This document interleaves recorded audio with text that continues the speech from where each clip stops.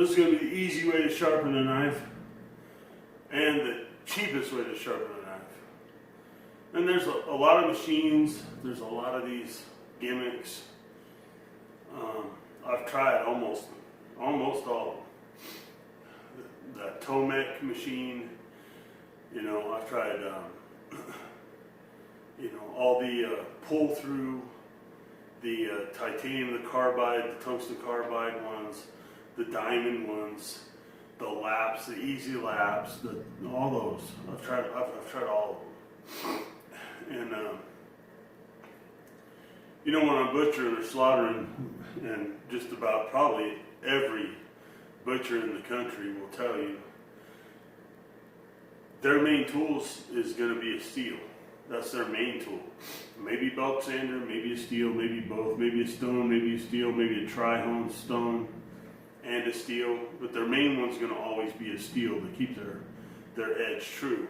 And what happens is the bevel of your knife, so that means, you know, you got your knife, so that means the angle on both sides where it comes to a point like this, comes to a point like a teepee. When you sharpen one side, it'll be so thin on the very edge, on the cutting edge, it'll kind of fold over a little bit. And when you do it on the other side, it'll get even thinner and fold over and kind of curl over. And you can't see it usually unless you got good eyes. But you can take your fingernail and put it on the blade and push away. And if it's there, you'll feel it. And you might not feel it on one side, but if you do it on the other side, you'll feel it. And if you feel it at all, that's a dull knife, or it's going to be a dull knife real fast. So if it's already a sharp, pretty sharp knife, and it gets dull, a little bit dull, like you just feel it not cutting as good, you can just take it and hit it on your sharpening steel. And that's what this is. This one's a big one. You can get the little round ones in the store for like $8-10. And they're stainless steel, so they're really hard. And they're really smooth. But when you take your knife and you lay the blade flat, if you just come up about 10, 15, it's supposed to be 15 to 20 degrees. So somewhere in between there, I like about 18, 16, 18. So if you just come up about a 1/4 inch, doesn't matter what kind of knife you have, it doesn't matter how wide the blade is, how narrow the blade is, how short or long it is. If you lay it flat and you bring it up about a 1/4 inch, and then you just kind of act like you're going to whittle a piece off of it. Okay?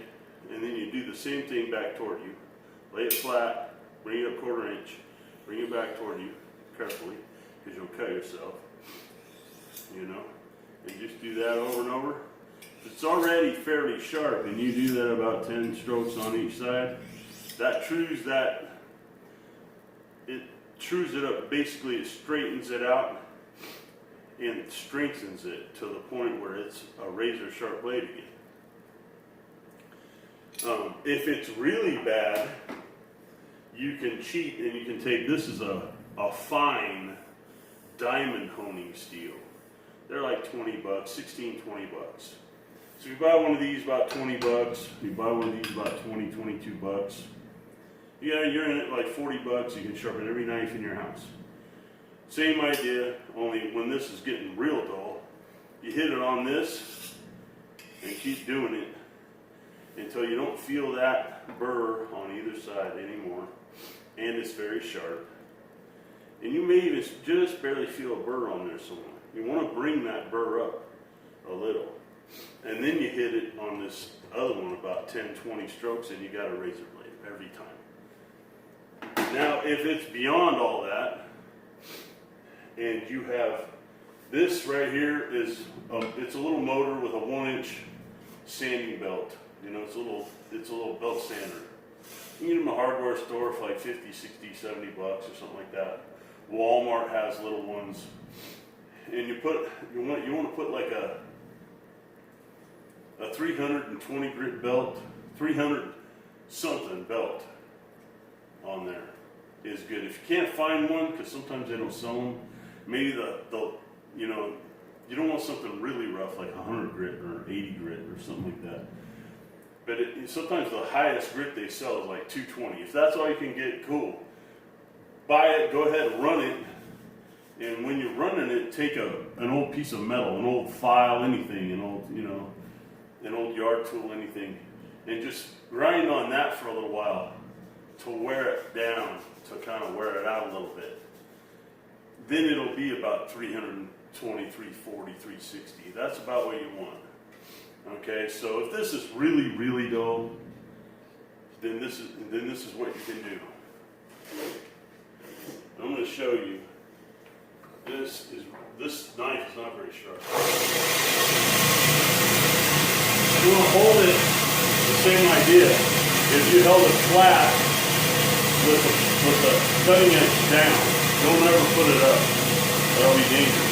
With the cutting edge down, you held it flat and then held it out. Tilt it out about 10 degrees. You have about a quarter of an inch.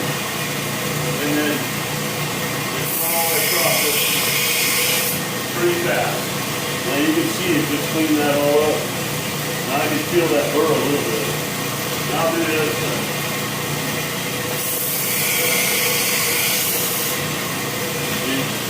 You can see that shininess. Now I can feel that rolled edge a little bit. And that's all you do. Do that, and it feels fairly sharp, but if you cut into something with that rolled edge will just fold over and it'll be dull.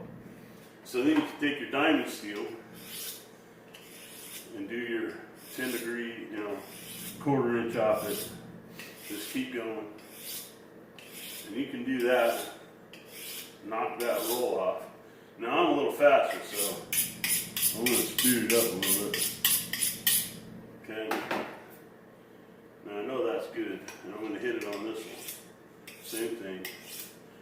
About a quarter inch off, and I'm going to speed it up. Okay, that's good and sharp, and I'll show you. Okay, same thing. This is just old paper plate that I had laying there. I mean, that's a sharp knife, okay? That's a sharp knife all day long, okay? And that's the easy way. Now, that's the fast way. You can do a lot of knives that way, fast, easy. Now, you tell me, well, what if I don't have 75 or 150 bucks to buy all this stuff? Well, you don't need to, but it'll become a little longer process, and I'll show you. We'll do that next.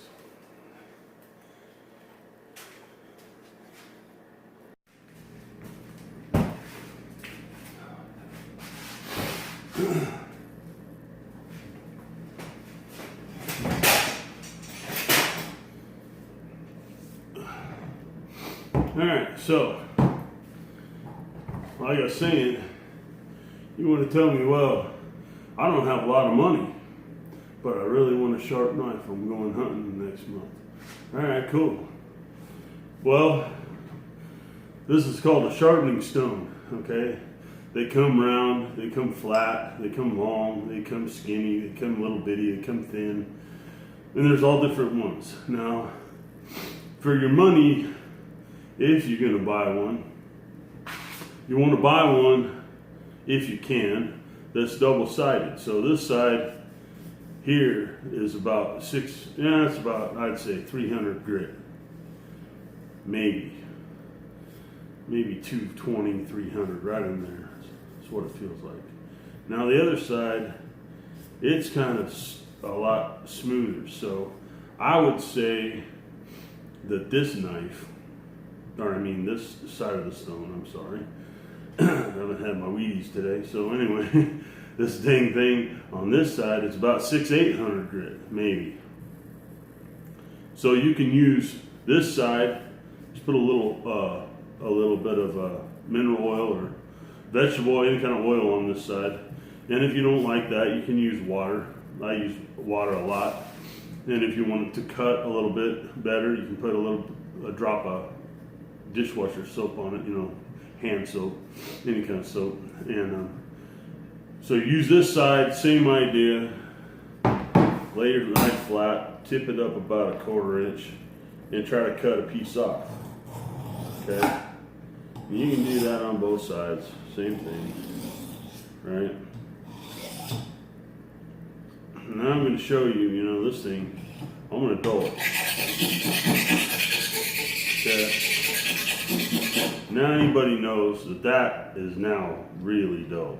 I mean, that's not cutting nothing. I'm only cutting meat, see? Alright, so we're going to rub it this way, then this way. Okay? Then we're going to do it on this side, it's finer, right? We're going to do that about 15, 20 strokes on each side, right? Real good strokes. We're going to work that edge down where we get that feather. You need to have that feather. You need to feel it, okay? You'll feel it. You feel sharp, but it's not really sharp. And any good woodworker, anybody will know, and they'll tell you, the finer your grit, the finer you go down, the sharper your knife's going to get. And as long as you hold it the same way every time, and you don't have to be perfect. You know, you're not a machine. It doesn't have to be perfect. People don't understand that. As long as you're not doing this, okay, if you go from here and then you go up a little bit, you know, that little bit of a change isn't going to matter too much in the end, all right? Now you say, well, I don't even have one of these. Do you have a block of wood? You have an old 2x4. Okay, if you go down to the automotive store, they have these papers like this, wet dry sandpaper, okay? Sometimes they have a package and it'll have different grits in it, all right? That's the cheapest way to get it. Or you can just get each piece separately sometimes at an automotive store, a paint store, any of those, especially an automotive painting store that has automotive paint. Okay, they go from somewhere around 80 grit all the way up to 3,000 grit. I've even seen it up to 4,000 grit, okay? So if you have one like this, a stone like this, you can go straight from the stone to 600 grit. If you don't have a stone, start off at like 300 grit, or yeah, probably like 320 or something in the 300s. You know, 220 or something like that, or, you know, would be fine to start with, but then you want to go up. So you go from 200 to 300, you go from 300 to 400, you go from 400 to 600, and then you go from 600 to like 800, and then you go from 800 to 1,000, and then you go from 1,000 to 2,000, from 2,000 to 3,000. It's pretty much that simple. Like I said, you can use a block of wood. You can use a piece of oak, hickory, birch. You can use a piece of 2x4. It doesn't matter.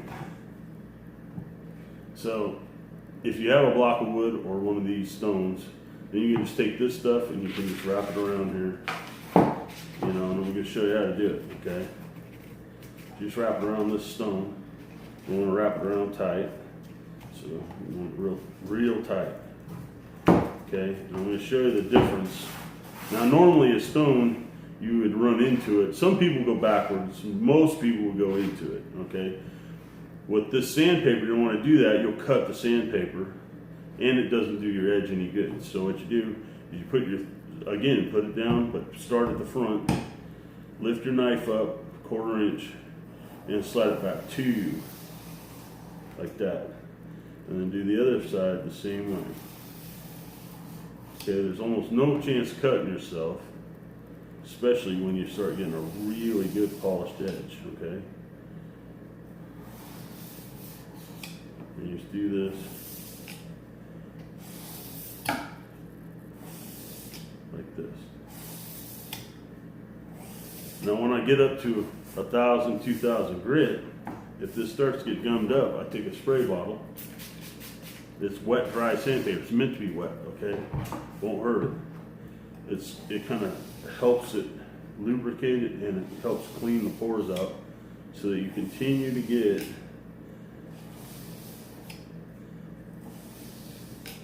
Now I'm going to go from this, and I'm going to go all the way up to 2,000 grit, okay? Or 3,000, I'm sorry. I'm going to go all the way to 3,000 grit. Most people say, well, we don't need to go past 1,000, okay? But if you ever talk to a really good woodworker that has, you know, high-end tools, and they want to make really fine cuts, they go all the way up to like you know, some of them go all the way up to like 5,000, but I know they go up to 3,000 for sure, and they get the nice cuts that way.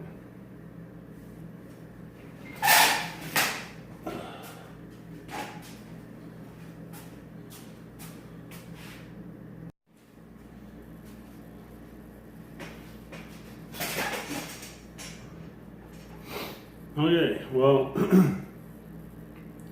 I've been working on this for about, 10, maybe 10 minutes, 15 minutes. And I went down, you know, from a 300 series to a 600 grit to all the way to 1,000. This here is 2,000 grit. And again, I've just been rubbing, you know, this way, okay? And then I've just been going back and forth over it. Like I said, you know, you can just wrap this around a bar of steel, anything, you know, anything good and flat and square, you know. And I rolled it this way, but you know, I mean, if you had something longer, you could roll it around there lengthways and there'd be even a longer stroke on it, especially bigger knives. This is just an old junky boning knife. You know, I think it's an old hickory or something. It's nothing special. It's not even, you know, it's not even all that great. But it doesn't mean that you can't get a good edge on it for like, I don't know, $7 worth of sandpaper, $6 worth of sandpaper or something. I mean, and the thing is, you can use this over and over.